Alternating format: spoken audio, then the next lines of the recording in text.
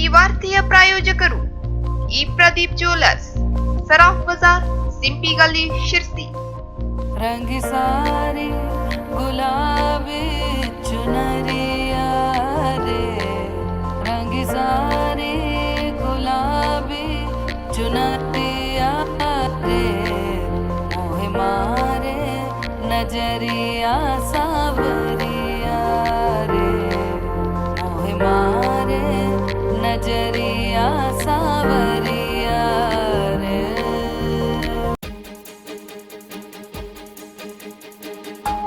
ಇದೀಗ ಹೆಡ್ಲೈನ್. ಶಿವಗಂಗಾ ಫಾಲ್ಸ್ನಲ್ಲಿ ವಿದ್ಯಾರ್ಥಿ ನೀರು ಪಾಲು ಪ್ರಕರಣ, 18 ಗಂಟೆಗಳ ಸತತ ಶೋಧ ಕಾರ್ಯಾಚರಣೆ ಬಳಿಕ ಸುಬ್ರಹ್ಮಣ್ಯ ಹೆಗಡೆ ಶವ ಪತ್ತೆ. ಅನುದಾನ ನೀಡಿದರೂ ಸೌಜನ್ಯಕ್ಕೂ ನನ್ನನ್ನ ಕರೆದಿಲ್ಲ, ಅಮರ್ ಜವಾನ್ ಸ್ಮಾರಕ ವೀಕ್ಷಿಸಿ ನಿವೇದಿತಾಳ್ವಾ ಹೇಳಿಕೆ. ಮರಾಠ ಸಮುದಾಯಕ್ಕೆ ನಯಾ ಪೈಸೆ ಖರ್ಚು ಮಾಡದ ಗೋಟ್ನೇಕರ್ ಜೊತೆ ಸಮಾಜ ನಿಲ್ಲಲು ಸಾಧ್ಯವಿಲ್ಲ, ಕ್ಷತ್ರಿಯ ಮರಾಠ ಪರಿಷತ್ ಉಪಾಧ್ಯಕ್ಷ ನಾಗೇಂದ್ರ ಅಸಮಾಧಾನ.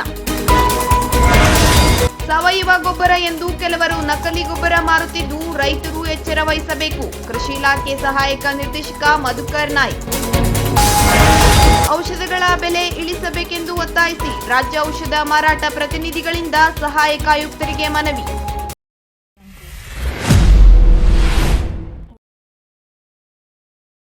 ಶಿವಗಂಗಾ ಫಾಲ್ಸ್ ನೋಡಲು ಮಂಗಳವಾರ ಸ್ನೇಹಿತರೊಂದಿಗೆ ತೆರಳಿದ್ದ ಸುಬ್ರಹ್ಮಣ್ಯ ವಿನಾಯಕ್ ಹೆಗಡೆ ಶವವಾಗಿ ಪತ್ತೆಯಾಗಿದ್ದಾನೆ. ಶಿರಸಿ ತಾಲೂಕಿನ ಬೈರುಂಬೆ ಗ್ರಾಮದ ನಿವಾಸಿಯಾದ 19 ವರ್ಷದ ಸುಬ್ರಹ್ಮಣ್ಯ ಹೆಗಡೆ ತನ್ನಿಬ್ಬರು ಗೆಳೆಯರೊಂದಿಗೆ ಫಾಲ್ಸ್ಗೆ ಹೋಗಿದ್ದ ಸಂದರ್ಭದಲ್ಲಿ ಕಾಲು ಜಾರಿ ನೀರಿನಲ್ಲಿ ಬಿದ್ದಿದ್ದು ಬುಧವಾರ ಮುಂಜಾನೆ ಶವವನ್ನ ಹೊರತೆಗೆಯಲಾಗಿದೆ. ಇನ್ನು ಡಿಎಸ್ಪಿ ರವಿ ನಾಯ್ಕ್, ಸಿಪಿಐ ರಾಮಚಂದ್ರ ನಾಯ್ಕ್ ಅವರ ಮಾರ್ಗದರ್ಶನದಲ್ಲಿ ಗ್ರಾಮೀಣ ಠಾಣೆ ಪಿಎಸ್ಐ ಈರಯ್ಯ ಅವರ ನೇತೃತ್ವದಲ್ಲಿ ಠಾಣಾ ಸಿಬ್ಬಂದಿಗಳು, ಅಗ್ನಿಶಾಮಕ ದಳ ಹಾಗೂ ಸ್ಥಳೀಯ ಈಜುಗಾರ ಗೋಪಾಲ್ ನಾರಾಯಣ್ ಗೌಡ ಹಿರೇಕಳವಿ ಹಾಗೂ ಜಡ್ಡಿಗದ್ದೆಯ ಗ್ರಾಮಸ್ಥರ ಸಹಕಾರದಿಂದ 18 ಗಂಟೆಯ ಸತತ ಕಾರ್ಯಾಚರಣೆಯ ನಂತರ ಶವವನ್ನು ಜಲಪಾತದಿಂದ ಹೊರತೆಗೆಯಲಾಗಿದೆ. ಈ ಕುರಿತು ತನಿಖೆ ಕೈಗೊಳ್ಳಲಾಗಿದ್ದು ಶಿರಸಿ ಗ್ರಾಮೀಣ ಠಾಣೆಯಲ್ಲಿ ಪ್ರಕರಣ ದಾಖಲಾಗಿದೆ.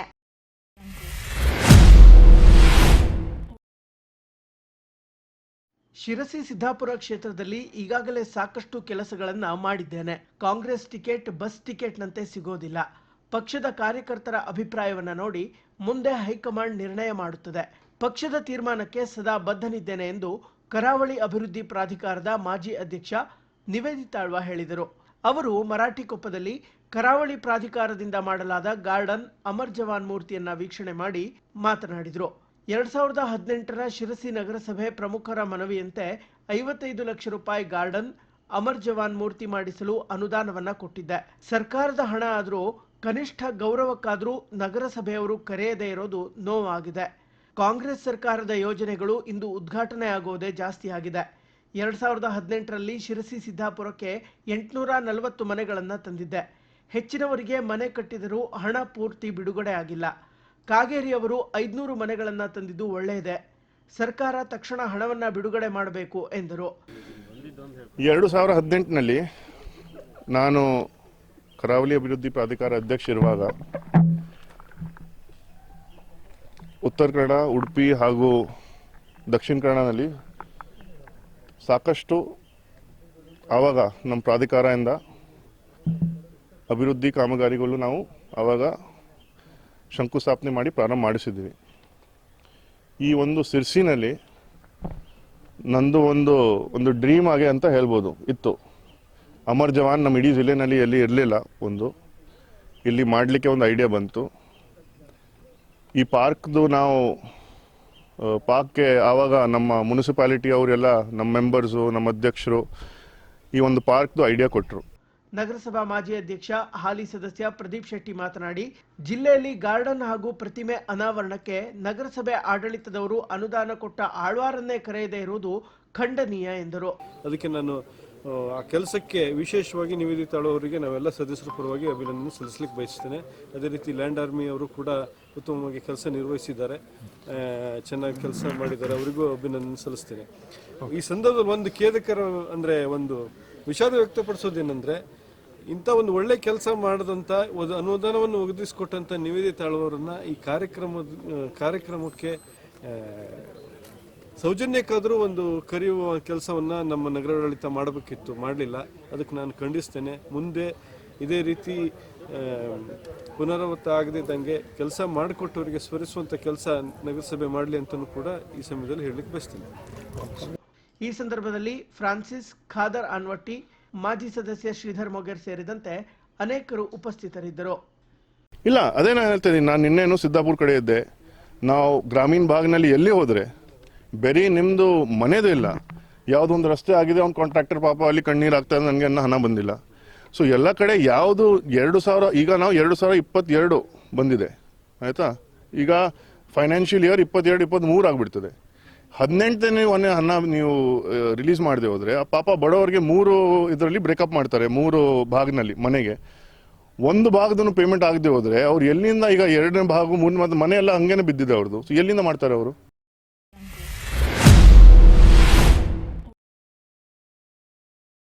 ಮರಾಠ ಸಮುದಾಯಕ್ಕೆ ಏನು ಅನುದಾನ ನೀಡದಿರುವ ಎಸ್ಎಲ್ ಗೋಟ್ನೇಕರ್ ಪರ ಮರಾಠ ಸಮುದಾಯದವರು ಇರಲು ಹೇಗೆ ಸಾಧ್ಯ ಎಂದು ಕರ್ನಾಟಕ ಕ್ಷತ್ರಿಯ ಮರಾಠ ಪರಿಷತ್ ರಾಜ್ಯ ಉಪಾಧ್ಯಕ್ಷ ನಾಗೇಂದ್ರ ಜಿಒಜಿ ಪ್ರಶ್ನಿಸಿದರು. ಶಿರಸಿ ಪತ್ರಿಕಾ ಭವನದಲ್ಲಿ ಬುಧವಾರ ಮಾಧ್ಯಮಗೋಷ್ಠಿ ಆಯೋಜಿಸಿ ಮಾತನಾಡಿದ ಅವರು, ಗೋಟ್ನೇಕರ್ ಅವರು 12 ವರ್ಷ ಜನಪ್ರತಿನಿಧಿಗಳಾಗಿ 25 ಕೋಟಿ ರೂಪಾಯಿಗೂ ಅನುದಾನ ಪಡೆದಿದ್ದಾರೆ. ಆದರೆ ಅದರಲ್ಲಿ ಈವರೆಗೆ ಮರಾಠ ಸಮುದಾಯಕ್ಕಾಗಿ 1 ನಯಾ ಪೈಸೆ ಕೂಡ ಖರ್ಚು ಮಾಡಿಲ್ಲ.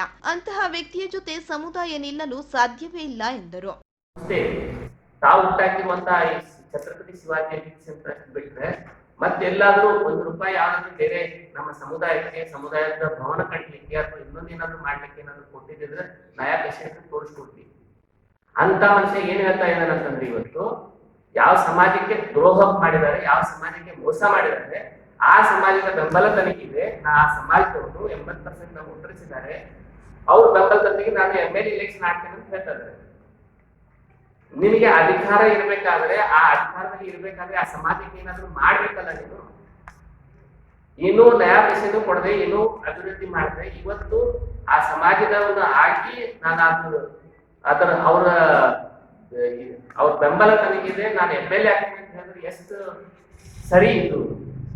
ಇದಕ್ಕಿಂತ ನಾಚಿಕೆಗೆ ಏನಾದ್ರು ವಿಷಯ ಇದ್ರೆ ನಮಗೆ ನೀವು ಹೇಳ್ಬೇಕು.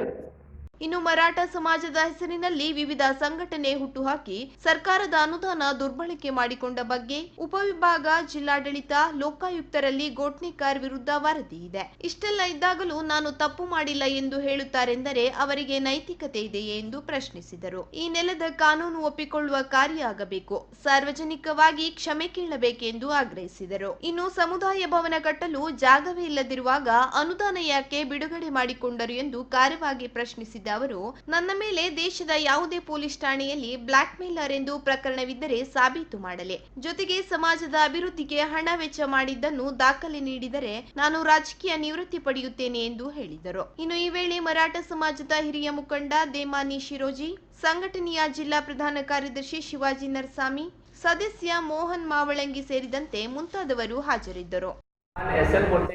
ಇಲ್ಲಿ ಅಂತ ಯಾವುದೇ ಆರ್ಡರ್ ಅವರಂತ ರಿಪೋರ್ಟ್ ಯಾವುದೇ ಆಗಿಲ್ಲ ಅಂತ ಹೇಳಿ ಪ್ರೆಸ್ ಮೀಟ್ ಮಾಡಿ ಅದು ಜನರಿಗೆ ದಾರಿ ತಪ್ಪಿಸುವಂತ ಕೆಲಸ ಮಾಡ್ತಾರೆ. ಮೊದಲಿಂದ ಅವರು ನಾವು ಏನು ತಪ್ಪು ಮಾಡಿಲ್ಲ, ಏನು ತಪ್ಪು ಮಾಡ್ತಾ ಇಲ್ಲ ಅಂತಾನೆ ಹೇಳಿದ್ದಾರೆ.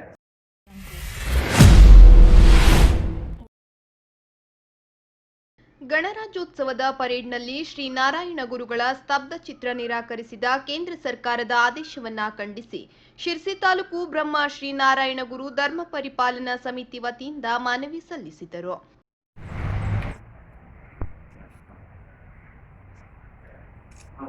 ಬುಧವಾರದಂದು ಎಸಿ ಕಚೇರಿಗೆ ತೆರಳಿ ಎಸಿಯವರ ಮೂಲಕ ಸರ್ಕಾರಕ್ಕೆ ಮನವಿ ನೀಡಿದ ಅವರು, ಗಣರಾಜ್ಯೋತ್ಸವದಂದು ದೆಹಲಿಯಲ್ಲಿ ದೇಶದ ಬೇರೆ ಬೇರೆ ರಾಜ್ಯಗಳ ಸಂಸ್ಕೃತಿ, ಇತಿಹಾಸ ಬಿಂಬಿಸುವ ಸ್ತಬ್ಧ ಚಿತ್ರಗಳ ಪ್ರದರ್ಶನಕ್ಕೆ ಅವಕಾಶ ನೀಡಲಾಗಿರುತ್ತದೆ. ಅದರಂತೆ ಈ ವರ್ಷದ ಗಣರಾಜ್ಯೋತ್ಸವದಂದು ದೆಹಲಿಯಲ್ಲಿ ನಡೆಯುವ ಪರೇಡ್ನಲ್ಲಿ ಕೇರಳ ರಾಜ್ಯ ಸರ್ಕಾರವು ಮಹಾನ್ ಮಾನವತಾವಾದಿ, ಸುಧಾರಕರು, ದಾರ್ಶನಿಕರೂ ಆದ ನಾರಾಯಣ ಗುರುಗಳ ಭಾವಚಿತ್ರವಿರುವ ಜಟಾಯು ಪಕ್ಷಿಯ ಹಿನ್ನೆಲೆಯುಳ್ಳ ಹಾಗೂ ಮಹಿಳಾ ಸಬಲೀಕರಣ ಮತ್ತು ಪ್ರವಾಸೋದ್ಯಮವನ್ನು ಬಿಂಬಿಸುವ ಸ್ತಬ್ಧ ಚಿತ್ರವನ್ನು ಕೇಂದ್ರ ಸರ್ಕಾರಕ್ಕೆ ಕಳಿಸಲಾಗಿತ್ತು. ಕೇರಳ ಸರ್ಕಾರ ಕಳಿಸಿದ ಈ ಸ್ತಬ್ಧ ಚಿತ್ರವನ್ನು ಕೇಂದ್ರ ಸರ್ಕಾರ ನಿರಾಕರಿಸಿ ಶಂಕರಾಚಾರ್ಯರ ಭಾವಚಿತ್ರವಿರುವ ಸ್ತಬ್ಧ ಚಿತ್ರ ಕಳಿಸಲು ಸೂಚಿಸಿದ್ದು, ಈ ನಡೆ ಶ್ರೀ ನಾರಾಯಣ ಗುರುಗಳಿಗೆ ಮಾಡಿದ ಅವಮಾನವಾಗಿದೆ. ಈ ಹಿನ್ನೆಲೆಯಲ್ಲಿ ಕೇಂದ್ರದ ಈ ನಿರ್ಧಾರವನ್ನು ವಿರೋಧಿಸಿ ಶಿರಸಿ ತಾಲೂಕು ಸಮಿತಿ ವತಿಯಿಂದ ರಾಷ್ಟ್ರಪತಿಗೆ ಮನವಿ ಸಲ್ಲಿಸಿದರು. ಪ್ರತಿ ರಾಜ್ಯಗಳು ಕಳಿಸ್ತಾ ಇದ್ವು. ಅದೇ ರೀತಿ ಈ ವರ್ಷವೂ ಸಹ ದೇಶದ ಗಣರಾಜ್ಯೋತ್ಸವದಲ್ಲಿ ಕೇರಳ ರಾಜ್ಯ ಸರ್ಕಾರವು ಜಟಾಯು ಪಕ್ಷಿಯ ಜೊತೆಗೆ ನಾರಾಯಣ ಗುರುಗಳ ಒಂದು ಪ್ರತಿಮೆ ಉಳ್ಳಂತ ಒಂದು ಸ್ತಬ್ಧ ಚಿತ್ರವನ್ನು ಕಳಿಸಿತ್ತು. ಆ ಸ್ತಬ್ಧ ಚಿತ್ರವನ್ನ ರಕ್ಷಣಾ ಇಲಾಖೆಯ ಸ್ತಬ್ಧಚಿತ್ರ ಸಮಿತಿಯು 5 ಸಮಿತಿಗಳು ಸಹ ಒಪ್ಪಿಗೆಯನ್ನು ಸೂಚಿಸಿ ಸರ್ಕಾರಕ್ಕೆ ಕಳಿಸಿದಾಗ ಅಂತಿಮವಾಗಿ ಸರ್ಕಾರ ಆ ಒಂದು ಸ್ತಬ್ಧ ಚಿತ್ರವನ್ನ ನಿರಾಕರಿಸಿತ್ತು. ಈ ಸ್ತಬ್ಧ ಚಿತ್ರ ನಿರಾಕರಣೆ ಮಾಡಿರುವಂತದ್ದು ನಾರಾಯಣ ಗುರುಗಳು ಹಾಗೂ ದಾರ್ಶನಿಕರು ಮಹಾನ್ ಸಂತರಂತ ನಾರಾಯಣ ಗುರುಗಳಿಗೆ ಮಾಡಿದಂತ ಅವಮಾನ ಅಂತ ಹೇಳಿ ನಾವೆಲ್ಲ ಭಾವಿಸಬೇಕು. ಈ ದಿನ ಕೇಂದ್ರ ಸರ್ಕಾರದ ಈ ನಡೆಯನ್ನು ಖಂಡಿಸಿ ಈ ದಿನ ತಾಲೂಕಾ BSNDP ವತಿಯಿಂದ ಬ್ರಹ್ಮಶ್ರೀ ನಾರಾಯಣ ಗುರುಗಳ ಸಮಿತಿಯ ವತಿಯಿಂದ AC ಅವರ ಮೂಲಕವಾಗಿ ನಾವು ಇವತ್ತೊಂದು ಮನವಿಯನ್ನ ಕೇಂದ್ರ ಸರ್ಕಾರದ ನಿರ್ಣಯದ ವಿರುದ್ಧ ಖಂಡಿಸಿಕೊಡ್ತಾ ಇದ್ದೇವೆ. ಈ ವೇಳೆ ಸಮಿತಿಯ ಜಿಲ್ಲಾಧ್ಯಕ್ಷ ಜಗದೀಶ್ ನಾಯ್ಕ್, ತಾಲೂಕು ಅಧ್ಯಕ್ಷ ಶಶಿಕಾಂತ್ ನಾಯ್ಕ್, ಮಹೇಶ್ ನಾಯ್ಕ್, ಶೇಖರ್ ಪೂಜಾರಿ, ಮಧುಕರ್ ಬಿಲ್ಲವ, ಆನಂದ್ ನಾಯ್ಕ್, ದಿನೇಶ್ ನಾಯ್ಕ್, ರವಿ ಪೂಜಾರಿ, ಹರೀಶ್ ನಾಯ್ಕ್, ಪ್ರಕಾಶ್ ನಾಯ್ಕ್, ನವೀನ್ ನಾಯ್ಕ್ ಸೇರಿದಂತೆ ಇನ್ನಿತರರು ಹಾಜರಿದ್ದರು.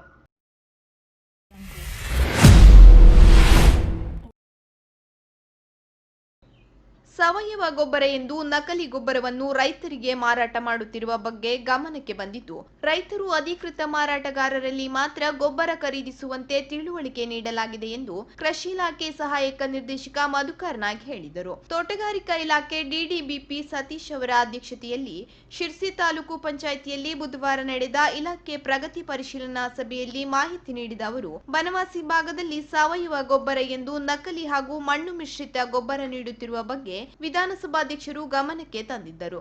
ಆ ಪ್ರಕಾರ ಬನವಾಸಿ ಭಾಗದ ರೈತರಿಗೆ ಸೂಚನೆ ನೀಡಿದ್ದು, ಅಧಿಕೃತ ಮಾರಾಟಗಾರರಿಂದ ಮಾತ್ರ ಖರೀದಿ ಮಾಡುವಂತೆ ಹೇಳಲಾಗಿದೆ. ಜೊತೆಗೆ ಮಣ್ಣು ಮಿಶ್ರಿತ ಗೊಬ್ಬರ ಮಾರಾಟಗಾರರು ಯಾರು ಎಂಬುದರ ಬಗ್ಗೆ ಪತ್ತೆ ಮಾಡಲು ಇಲಾಖೆ ಕ್ರಮ ವಹಿಸಿದೆ ಎಂದು ತಿಳಿಸಿದರು. ಇನ್ನು ನವೆಂಬರ್, ಡಿಸೆಂಬರ್ ತಿಂಗಳಲ್ಲಿ ಅತಿವೃಷ್ಟಿಯಿಂದ ಸಾಕಷ್ಟು ಬೆಳೆ ಹಾನಿಯಾಗಿದ್ದು, ಅದರ ವರದಿಯನ್ನು ಸರ್ಕಾರಕ್ಕೆ ಸಲ್ಲಿಸಿ ಪರಿಹಾರ ಮತ್ತು ಸಂತ್ರಸ್ತರ ಜೊತೆಗೆ ಜಮಾ ಆಗುತ್ತಿದೆ. 443 ಜನ ರೈತರಿಗೆ ವಿಮೆ ಬರುವ ಸಾಧ್ಯತೆಯೂ ಇದೆ ಎಂದರು. ಇನ್ನು ಬನವಾಸಿಯಲ್ಲಿ ಭತ್ತ ಖರೀದಿ ಕೇಂದ್ರ ಸ್ಥಾಪಿಸಲಾಗಿದೆ. ಫೆಬ್ರವರಿ 28ರೊಳಗೆ ನೋಂದಣಿಗೆ ಅವಕಾಶ ನೀಡಲಾಗಿದೆ. PM ಕಿಸಾನ್ ಯೋಜನೆಯಡಿ ರೈತರು EKYC ಮಾಡುವುದು ಕಡ್ಡಾಯವಾಗಿದ್ದು, ರೈತರು ಈ ಬಗ್ಗೆ ಗಮನ ಹರಿಸಬೇಕು ಎಂದು ತಿಳಿಸಿದರು.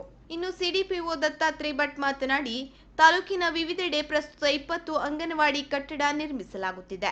ಉಳಿದಂತೆ 90 ಅಂಗನವಾಡಿಗಳಿಗೆ ಸ್ವಂತ ಕಟ್ಟಡ ಆಗಬೇಕಿದೆ. ಅಂಗನವಾಡಿ ಶಿಕ್ಷಕಿ ಹಾಗೂ ಸಹಾಯಕಿಯರಿಗೆ 15 ದಿನಗಳಿಗೊಮ್ಮೆ ಕೋವಿಡ್ ಪರೀಕ್ಷೆ ಮಾಡಿಸುವಂತೆ ಸೂಚನೆ ಬಂದಿದ್ದು, ಆ ಪ್ರಕಾರ ಪರೀಕ್ಷಿಸಲಾಗುತ್ತದೆ ಎಂದರು. ಇನ್ನು ಪಶುಸಂಗೋಪನಾ ಇಲಾಖೆಯ ಅಧಿಕಾರಿ SV ಸವಣೂರು ಮಾತನಾಡಿ, ಕಾಲುಬೇನೆ, ಬಾಯಿಬೇನೆ ಲಸಿಕೆ ಹಾಕಲಾಗಿದೆ.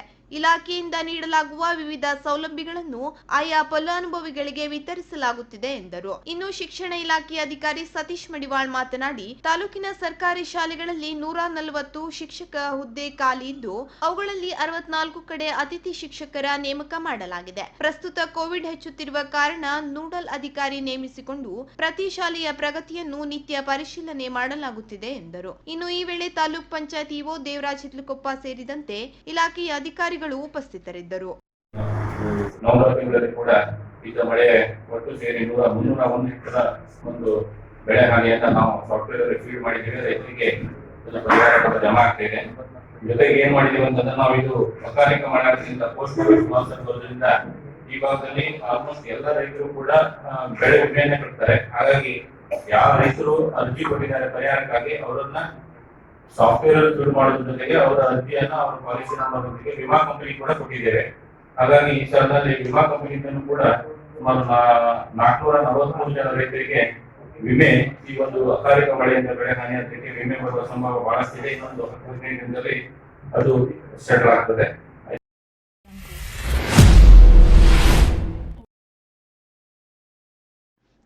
ಔಷಧಗಳ ಬೆಲೆ ಇಳಿಸಬೇಕು. ಹಾಗೂ ಔಷಧಿಗಳು ಮತ್ತು ಔಷಧೀಯ ಉಪಕರಣಗಳನ್ನು ಜಿಎಸ್ಟಿ ಪರಿಮಿತಿಯಿಂದ ತೆಗೆಯಬೇಕು ಎಂಬ ಇತ್ಯಾದಿ ಬೇಡಿಕೆ ಈಡೇರಿಸುವಂತೆ ರಾಜ್ಯ ಔಷಧ ಮಾರಾಟ ಪ್ರತಿನಿಧಿಗಳ ಸಂಘಟನೆಯ ಶಿರಸಿ ಘಟಕದಿಂದ ಕೇಂದ್ರ ಹಾಗೂ ರಾಜ್ಯ ಸರ್ಕಾರವನ್ನು ಒತ್ತಾಯಿಸಿ ಮನವಿ ನೀಡಲಾಯಿತು. ಸಂಘಟನೆಯ ಪದಾಧಿಕಾರಿಗಳು ಬುಧವಾರ ಸಹಾಯಕ ಆಯುಕ್ತರ ಕಚೇರಿಗೆ ತೆರಳಿ ಮನವಿ ನೀಡಿದರು. ನಮಗೆ ಇನ್ನು ಯಾವ ಕಂಪನಿಗಳು ಕೆಲವೊಂದು ಇನ್ನು ಕೊಡ್ತಿದ್ದೇವೆ. ಇದೆಲ್ಲ ಸಲುವಾಗಿ ಮೇಡಮ್ ಎಂದು ನಾವು ಮನವಿ ಕೊಡ್ತಾ ಇದ್ದೇವೆ. ಇದೊಂದು ಆನರೇಬಲ್ ಚೀಫ್ ಮಿನಿಸ್ಟರ್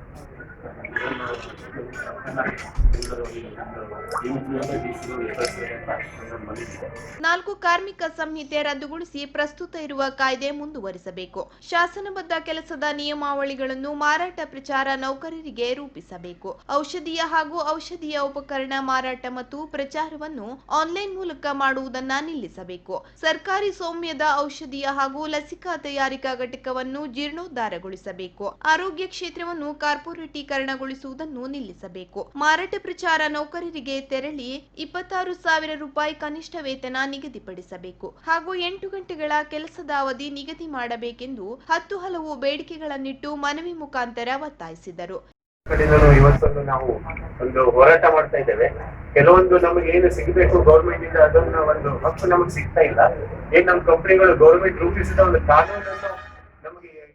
ಈ ವೇಳೆ ಸಂಘಟನೆಯ ಪ್ರಮುಖರಾದ ರಾಘವೇಂದ್ರ ಶೆಟ್ಟಿ, ಸದಾನಂದ್ ನಾಯ್ಕ್, ಸಂತೋಷ್ ನಾಯ್ಕ್, ಪ್ರಶಾಂತ್ ನಾಯ್ಕ್, ನಿತಿನ್ ಪಾಲೇಕರ್, ನವೀನ್ ನಾಯ್ಕ್, ಕೃಷ್ಣ ಆಚಾರಿ ಸೇರಿದಂತೆ ಇನ್ನಿತರರು ಹಾಜರಿದ್ದರು.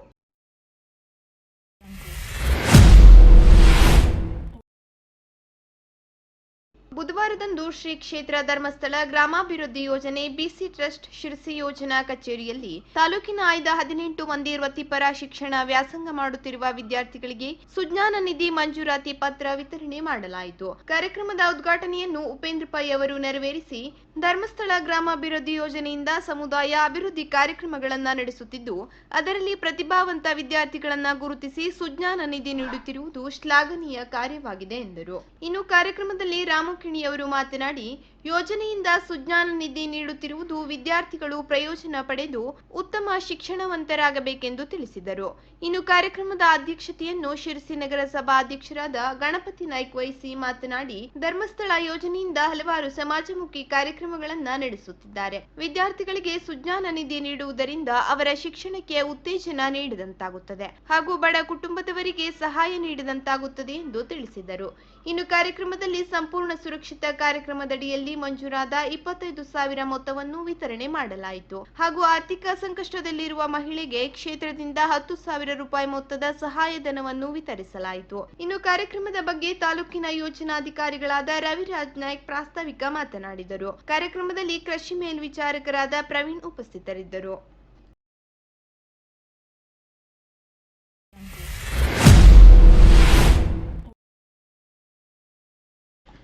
ಮಹಾಯೋಗಿ ಶ್ರೀ ವೇಮನರ 610ನೇ ಜಯಂತಿಯ ಅಂಗವಾಗಿ ಬುಧವಾರದಂದು ಜಿಲ್ಲಾಧಿಕಾರಿ ಕಚೇರಿ ಸಭಾಂಗಣದಲ್ಲಿ ಕೋವಿಡ್ ಹಿನ್ನೆಲೆಯಲ್ಲಿ ಅಪರ ಜಿಲ್ಲಾಧಿಕಾರಿ ಕೃಷ್ಣಮೂರ್ತಿ ಎಚ್ಕೆ ಅವರಿಂದ ಮಹಾಯೋಗಿ ಶ್ರೀ ವೇಮನರ ಭಾವಚಿತ್ರಕ್ಕೆ ಪೂಜೆ ಸಲ್ಲಿಸಿ ದೀಪ ಬೆಳಗಿಸುವುದರ ಮೂಲಕ ಸರಳವಾಗಿ ಆಚರಿಸಲಾಯಿತು.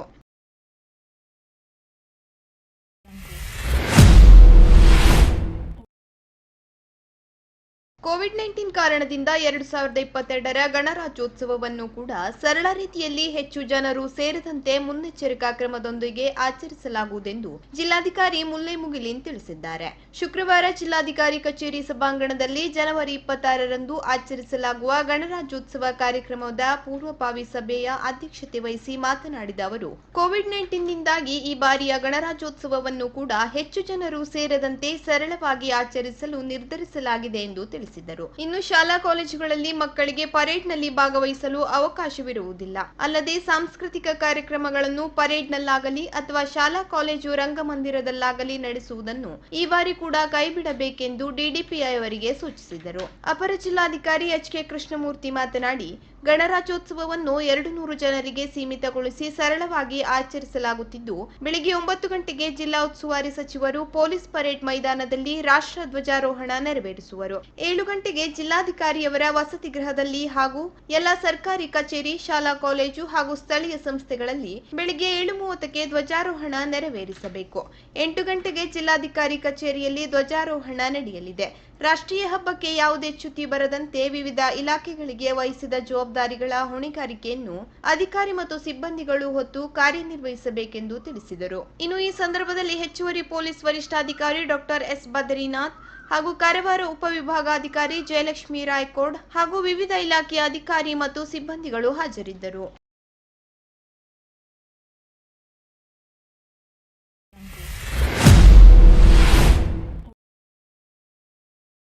ದಿನಾಂಕ 14 ಶುಕ್ರವಾರದಂದು ಶಿರಸಿಯ ಶ್ರೀ ವಿದ್ಯಾಧಿರಾಜ ಕಲಾಕ್ಷೇತ್ರದಲ್ಲಿ ಧ್ರುವತಾರೆ ಸಾಂಸ್ಕೃತಿಕ ವೇದಿಕೆ ಉತ್ತರ ಕನ್ನಡ ಜಿಲ್ಲಾ ಘಟಕ ಶಿರಸಿಯವರ ಶತಮಾನೋತ್ಸವದ ಪ್ರಯುಕ್ತ 10ನೇ ವರ್ಷದ ಕನ್ನಡ ರಾಜ್ಯೋತ್ಸವ ಹಾಗೂ ಅಪ್ಪು ಅಮರ ಕಾರ್ಯಕ್ರಮ 2022ರಂದು ಆಯೋಜಿಸಲಾಗಿತ್ತು. ಈ ಪ್ರಯುಕ್ತ ಸ್ವಯಂ ಪ್ರೇರಿತ ರಕ್ತದಾನ ಶಿಬಿರ ಹಾಗೂ ನೇತ್ರದಾನ ನೋಂದಣಿ ಶಿಬಿರ, ಸಾಧಕರಿಗೆ ಸನ್ಮಾನ, ಪುಸ್ತಕ ಲೋಕಾರ್ಪಣೆ, ಅಪ್ಪು ನುಡಿ ನಮನ, ಗೀತ ನಮನ ಕಾರ್ಯಕ್ರಮಗಳು ಜರುಗಿದವು. ಬೆಳಿಗ್ಗೆ 9:30ಕ್ಕೆ ಸ್ವಯಂ ಪ್ರೇರಿತ ರಕ್ತದಾನ ಹಾಗೂ ನೇತ್ರದಾನ ನೋಂದಣಿ ಶಿಬಿರವನ್ನು ಲಯನ್ಸ್ ನಯನ ನೇತ್ರ ಭಂಡಾರ ಗಣೇಶ ನೇತ್ರಾಲಯ ಶಿರಸಿ, ಪಂಡಿತ್ ಸಾರ್ವಜನಿಕ ಆಸ್ಪತ್ರೆ, ಐಎಂಎಸ್ ಬ್ಲಡ್ ಬ್ಯಾಂಕ್ ಶಿರಸಿ ಅವರ ಸಹಯೋಗದೊಂದಿಗೆ ಸಂಘಟಿಸಿದ್ದು, ಬೆಳಗಿನ ಶಿಬಿರಗಳ ಉದ್ಘಾಟನಾ ಕಾರ್ಯಕ್ರಮವನ್ನು ದೀಪ ಬೆಳಗಿಸುವುದರ ಮೂಲಕ ಶಿರಸಿ ನಗರಸಭಾ ಅಧ್ಯಕ್ಷ ಗಣಪತಿ ನಾಯ್ಕ ಅವರು ಉದ್ಘಾಟಿಸಿ ಮಾತನಾಡಿದರು. ಇಂತಹ ಸಮಾಜಮುಖಿ ಕಾರ್ಯಗಳು ಜನರಲ್ಲಿ ಸಾಮೂಹಿಕ ಒಂದೊಳ್ಳೆ ಸಂದೇಶವನ್ನ ನೀಡುತ್ತದೆ. ಆ ದಿಶೆಯಲ್ಲಿ ಧ್ರುವತಾರೆ ಸಾಂಸ್ಕೃತಿಕ ವೇದಿಕೆಯ ಕಾರ್ಯ ಶ್ಲಾಘನೀಯವಾದದ್ದು. ಇನ್ನಷ್ಟು ಉತ್ತಮ ಕಾರ್ಯಗಳು ಈ ವೇದಿಕೆಯಿಂದ ಆಗಲಿ. ಹೆಚ್ಚೆಚ್ಚು ಜನರು ಭಾಗವಹಿಸುವುದರೊಂದಿಗೆ ಇಂತಹ ಕಾರ್ಯಗಳಿಗೆ ಜನರು ಪ್ರೋತ್ಸಾಹಿಸಬೇಕು ಎಂದರು. ದಿವಂಗತ ಪುನೀತ್ ರಾಜ್ಕುಮಾರ್ ಹಾಗೂ ಕನ್ನಡಾಂಬೆ ಭಾವಚಿತ್ರಕ್ಕೆ ಪುಷ್ಪಾರ್ಚನೆ ಮಾಡುವುದರ ಮೂಲಕ ಕಾರ್ಯಕ್ರಮಕ್ಕೆ ಚಾಲನೆ ನೀಡಿದ ಶಿರಸಿಯ ಖ್ಯಾತ ಉದ್ಯಮಿಗಳು ಹಾಗೂ ಸಮಾಜ ಸೇವಕರಾದ ಭೀಮಣ್ಣ ನಾಯ್ಕ ಅವರು ಪುನೀತ್ ರಾಜ್ಕುಮಾರ್ ಅವರ ಸಾಧನೆ ಹಾಗೂ ಸಮಾಜಕ್ಕೆ ನೀಡಿದ ಸೇವೆ ಹಾಗೂ ಸಂದೇಶವನ್ನ ಪ್ರಶಂಸಿಸಿದರು.